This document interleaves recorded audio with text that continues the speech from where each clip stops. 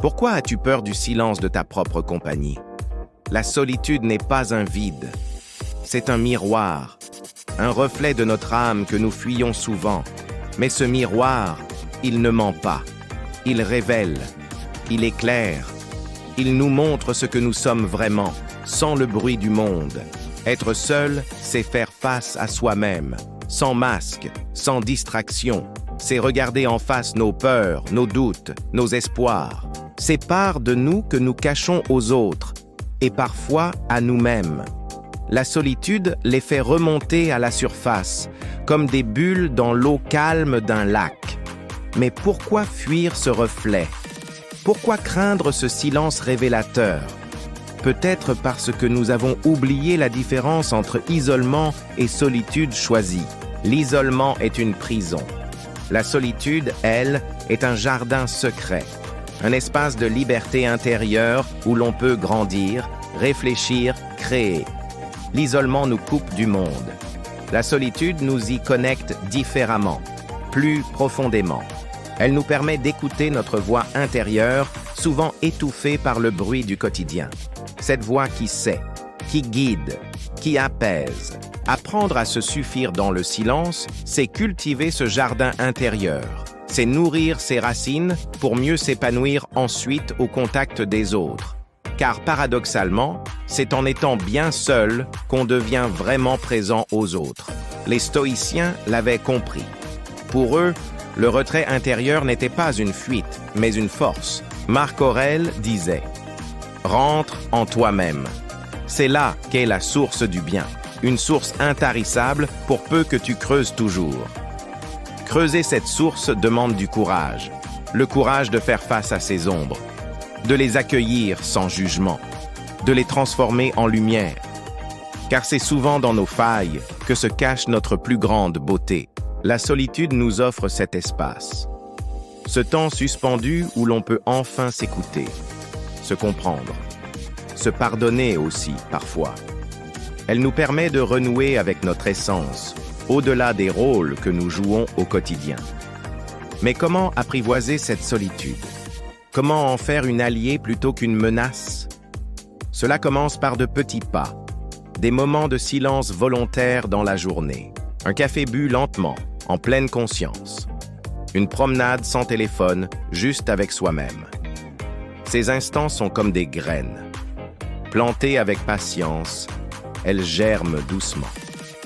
Peu à peu, on apprend à savourer ces moments, à les attendre même. On découvre que le silence n'est pas vide. Il est plein, plein de possibilités, d'idées qui émergent, de sensations oubliées qui reviennent. On réalise alors que la vraie connexion commence par soi, que pour être vraiment présent aux autres, il faut d'abord être présent à soi-même. La solitude devient un espace de ressourcement, un refuge où l'on peut se recentrer avant de replonger dans le monde. C'est un apprentissage, parfois difficile, parfois inconfortable, mais tellement enrichissant. Car en apprivoisant la solitude, on apprivoise sa propre compagnie. On devient son meilleur ami, son confident, son guide. Cette amitié avec soi-même est le fondement de toutes les autres. Elle nous rend plus authentiques dans nos relations, plus à l'écoute, plus empathiques aussi. Car en comprenant nos propres profondeurs, on comprend mieux celles des autres. La solitude nous apprend aussi la patience, l'art d'attendre, de laisser les choses mûrir. Dans un monde qui va toujours plus vite, c'est un cadeau précieux. Elle nous rappelle que certaines réponses ne peuvent venir que du silence, de l'écoute patiente de soi-même. Alors, petit à petit, la peur de la solitude s'estompe. Elle se transforme en curiosité, en désir d'exploration intérieure. On découvre que l'on est bien plus vaste, bien plus riche qu'on ne le pensait, que l'on porte en soi des trésors insoupçonnés. Cette découverte est une aventure sans fin. Car plus on plonge en soi, plus on réalise l'immensité de notre monde intérieur. C'est un voyage qui dure toute une vie. Un voyage qui nous transforme, nous enrichit, nous élève. Comme le disait si bien Etty Hillesum, on devrait parler moins et dessiner plus. Moi, je voudrais bien me débarrasser de tous les mots. Les mots prononcés ou écrits ne me semblent pas atteindre leur but. J'ai toujours l'impression, quand je parle, de n'avoir rien dit, et quand j'écris, d'avoir écrit des choses qui ne sont pas vraiment ce que je voulais dire. Je voudrais trouver un tout petit mot qui soit à lui seul un monde, un mot qui rende inutile tous les autres. Ce mot, peut-être, c'est le silence. Le silence plein, le silence vivant. Celui qui nous relie à nous-mêmes et, par là, au monde entier. Car en touchant notre propre profondeur, nous touchons l'universel. Nous réalisons que nous sommes tous connectés, tous faits de la même étoffe. Ainsi, paradoxalement, c'est dans la solitude que nous découvrons notre lien profond avec l'humanité tout entière. Nous comprenons que nous ne sommes jamais vraiment seuls, que nous portons en nous la richesse de milliers d'années d'évolution, de pensée, d'émotions humaines. Apprivoiser la solitude, c'est donc aussi apprivoiser notre humanité. C'est devenir plus humain, plus complet, plus vivant. C'est un chemin de croissance personnelle, mais aussi de croissance collective.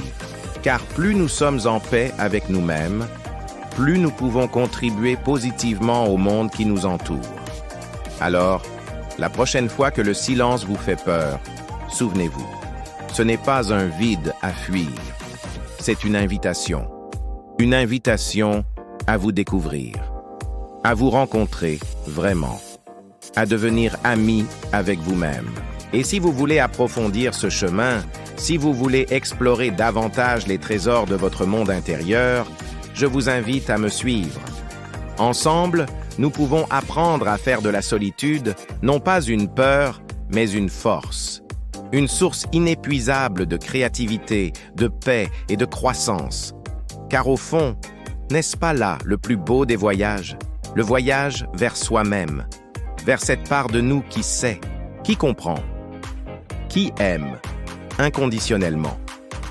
Ce voyage commence maintenant, dans le silence, dans l'écoute, dans l'acceptation de qui nous sommes vraiment. Êtes-vous prêt à faire le premier pas?